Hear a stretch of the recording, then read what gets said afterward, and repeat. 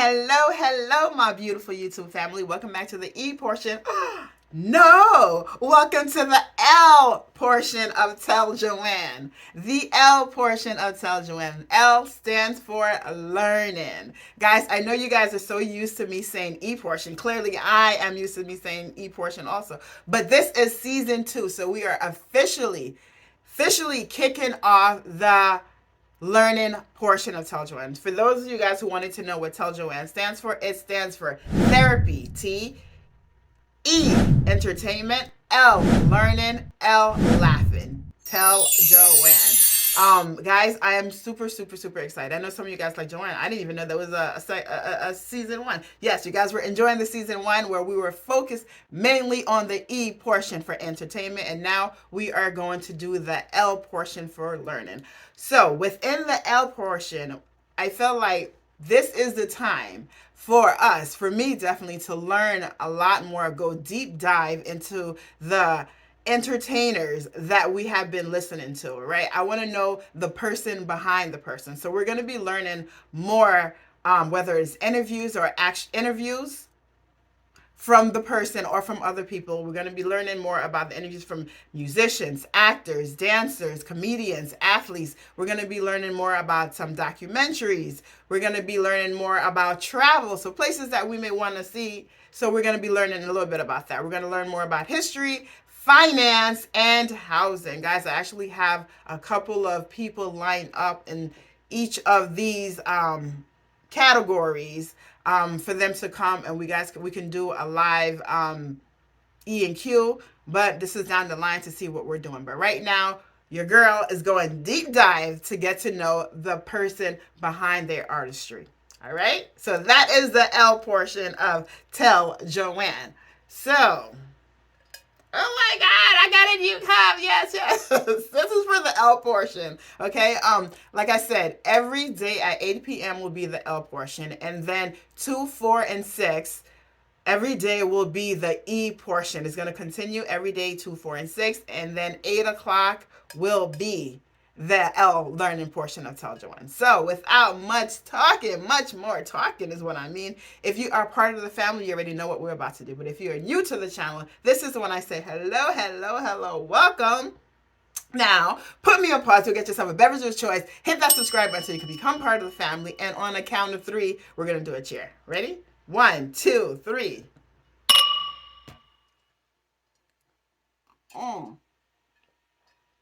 Guys, I'm so excited. So, just for you guys to know, the next few videos, maybe the next few weeks, I will have the same intro, so you can skip it if you want. And then I'm going to start right into the L learning portion. And let's go right now. Okay, guys. So today we will be listening and learning from Elvis himself. So this interview is by Elvis. And it was February 25th, 1970, Houston, Texas. Let's go.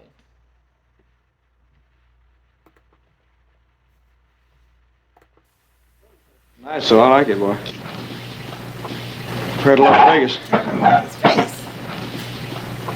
What made you decide to come to Texas? Well, you know, to tell you the truth, I started out here in Texas. I think the first shows that I worked was down here, man, around Houston. Remember what locations you worked here in Texas? Well, I worked Houston. I worked Corpus Christi. Every little town here, Longview, man. You name it, I've been there. You know, really, I've been all over Texas. What do you think of Texas? I like it. Elvis, can you Really give enjoy us, understand, with all the big engagements like Las Vegas, etc., the reason why you selected the livestock show and rodeo this year? Well, they asked me to do it, and I was anxious to do some live appearances. You know, it'd been a long time since I've been on stage in front of anybody live. And I was anxious to do some live appearances, and I thought it'd be a good opportunity to get in front of the people. Have you ever seen the inside of the dome before? Never have. It scares them. It's a big place, man, you know. You've been known in the past as the king of rock and roll. Do you think your style's changed now from the days that you were king, or do you consider that still your style? Well, I think the overall thing has improved. The overall sound's improved, I mean. But I think it's according to the songs, you know, it's just according to the songs. Is your stage presentation still the same way it was, or have you improved on that? Well, I just do whatever I feel on stage, you know. As I always did that. Are you going to keep making films? I hope to. What kind of Well, I like to make better films than What do you mean kind of by made that? before. Well, better than the ones I made before. I mean, same genre, Western. I'm pausing because I'm hearing the in my mind, I'm hearing the comments that you guys have all written about Elvis and his films that he makes. But it's funny to hear him say, "I like to make better films," right? So he himself very critical of himself and very honest with himself. You know what I mean? What he does and what he does not do. So that's pretty cool to hear his honesty and him saying that. And it's cute to see like he is very humble. Like hearing him talk, you know, in person by himself, he's very humble and you know, like I don't know. Let me listen to him some more. Let me listen. Let me go back a little bit. Well, I like to make better films than What do you mean kind of by made that? before. Well, better than the ones I made before. You know. I mean, same genre, Western. Excuse me, I can't take this fresh air, man. I'm used to the garbage can at the International Hotel, man. If I can't smell some garbage, I don't feel at home, man, I'll tell you. Do you have any films in making right now, or any plans? So okay, this is hilarious. Okay, I like this. But I don't feel so garbage. Again, down to earth. Okay, all right, guys. Let me go back. Let me go back. Some garbage, I don't feel at home, man, I'll tell you. Do you have any films in making right now, or any plans? No, there's nothing, in, as far as I know, is there, Colonel? Anything in the workings? I can't commit myself. An 8mm Walt Disney special we're doing next year, I think. I don't know. We're shooting some now. There's nothing as far as I know. No.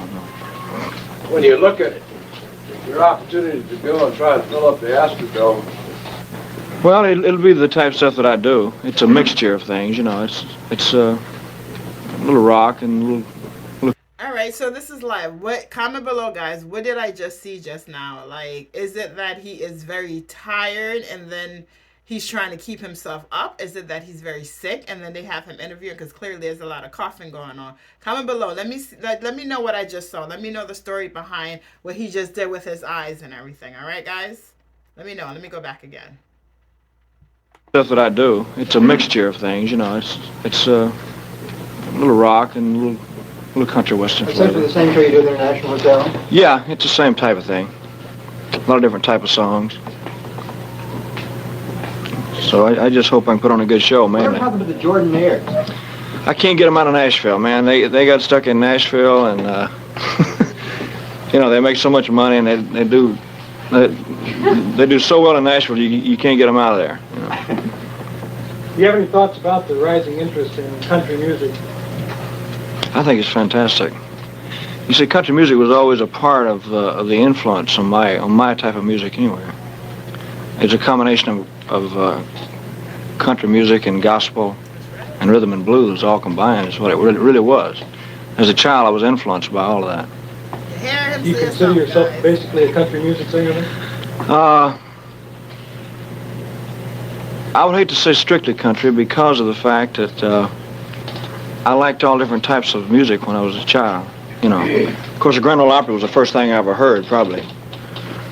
But I liked the blues and I liked the gospel music, gospel quartets and all that.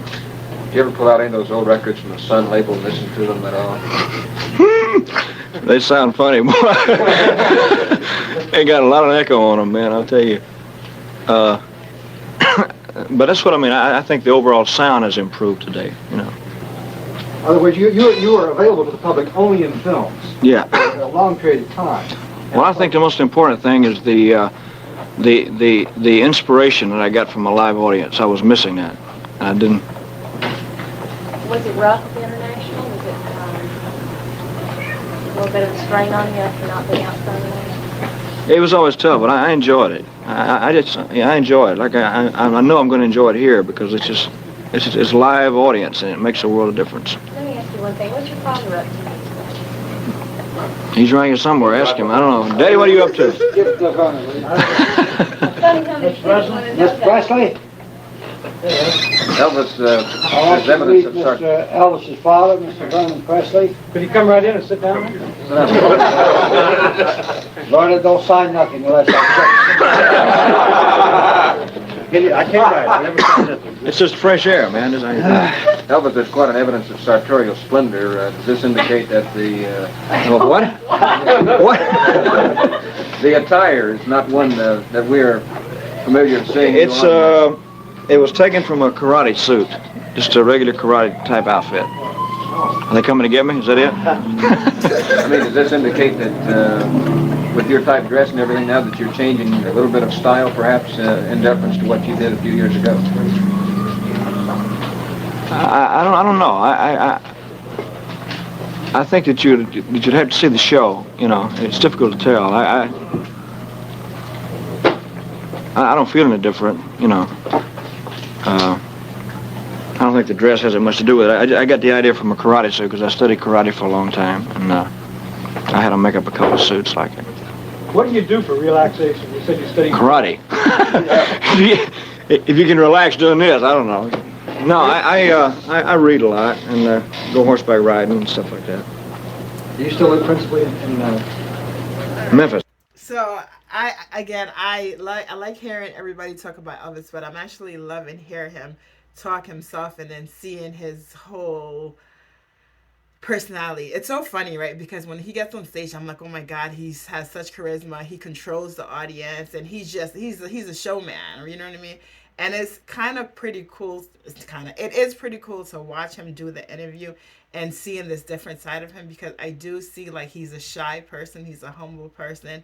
And he's definitely not like grandiose or anything like that. Like, just in terms of how he answers the question, you know what I mean? Even this reporter asked a question that he pretty much just answered. He says, I like karate, that's what I do. And they asked him again. I know like people these days would be like, did you hear when I said that? So I like how he just, answered it, just laughed and then added on to it. I'm seeing here that he is definitely sick with a cold or whatever it is that's going on. And instead of him going out and saying I'm sick or whatever, like he makes jokes and he says, it's the air over here or whatever it is. But you can definitely see like his cough is like having a hard time not keeping himself from coughing. So on the other end, you see his dad comes in. You see how his dad posture is, his face and everything. Very completely different from the vibe that Elvis is giving you. And again, I'm not trying to analyze what he says. I'm just watching the interview and this kind of just whatever things come in my mind, whatever, just sharing it a little bit. But it is definitely cool to hear it. And then his fashion statement. Listen, guys, if Elvis was alive today, he would not only be an entertainer in terms of musician and actor, I feel like he would be into fashion as well, because I absolutely love the fashion sense that he has. And look at it. He's like, he saw the karate outfit. He really likes it. And he takes it and he brings it to the next level. Let's talk about Elvis. You know what I mean? Being a fashion designer, which he really was, because look at the outfits that he was wearing back in the days. Come on, guys. Let's add that extra title to his name. All right, let me go back. You can relax doing this. I don't know. No, I read a lot and go horseback riding and stuff like that. Do you still live principally in Memphis. About half the time. Yeah, half the time. Half the time in L.A. In the show you have planned for the Dome, do you plan any of the old songs, some of the first ones? I'd like to, Any special ones? try to a couple of them, just to see if they work. We're really glad to have you down. Thank you very much. Good to see you, Ken. Elvis, let me pin this on. This is your official badge. And we got another one. Didn't want to put your name on, not that people didn't know who you were, but we were afraid they'd be trying to take it off maybe for a souvenir. We won't pin that on you. Mr. President, it's a real pleasure to have you down here with your son, sir. Thank you. We think we're going to set all kinds of records down here. I hope so. I hope I can give them a good show. That's the most I important guarantee thing. you will. No question about that. It sure will. If I can give them a good show, then I feel like I've done something. You What's will. the We know biggest about live that. crowd you've ever performed for? If I'm not mistaken, it was in Vancouver, Canada, When a Colonel? Cotton Bowl. In the Cotton Bowl in Dallas. It was about, I don't know, 25,000, I guess, something like that. Is Mr. Gracie I here? think. They're great. That's one of the men that started our livestock show. Gentlemen, One of this the is great. Mr. Chris Caramanis, who was kind enough How you doing, to sir? invite us down here This to is play. President's son, Bear Gracie. I think he deserves a little recognition. Well, I think so, if it's the right type of song. I think so, if it's the right type of material. You made a couple of But songs. yes, I have. I did, like, in the ghetto, and, I don't know. I wouldn't like to do all that type stuff, you know. Well, in other words, I would like for everything to be a message, because I think that there's still entertainment to be, you know, considered.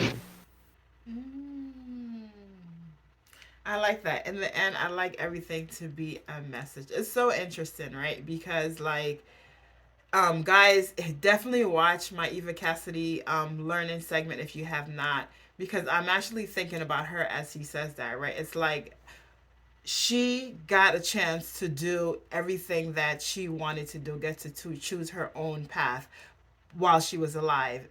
However, she didn't get the fame, right? Until she passed away. And I feel here, like I'm hearing Elvis, and he's just saying that he wants to be able to do certain things, but because he has the fame, he's limited on what he can do, right? Because it's like whatever sells, whatever his manager is, like everybody's trying to put him into a little a pigeonhole, right? A little genre. So even if you heard in the interview, the guy is like, you know, where are you? What are you? Are you country? Are you this? And he's trying to say that I'm not in any particular things. Like I love country, I love rhythm and blues, I love jazz, you know, I love gospel. He's trying to say I want to do all of those things, but of course it's like we know that once you get famous and people just want to put you in a little box and have you do that. So that's interesting to hear him say that. Like what he wants to do is basically he wants to be able to stand for something, right? He wants what he says to have a message. And some of the songs that he did sing that he got a chance to do himself, and I guess that's him like pushing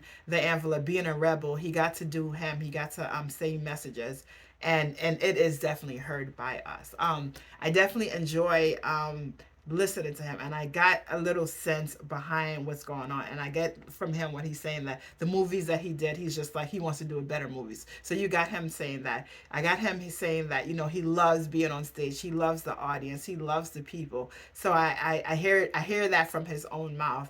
I'm able to see that. I do see that from this interview. For me, it's like he the way his cough and whatever, he doesn't look like he's feeling well, but he is putting on that front that everything is all good. I definitely get that. I definitely get from the interview that he's tired, but he doesn't look like he's tired. So he's really good at doing those things.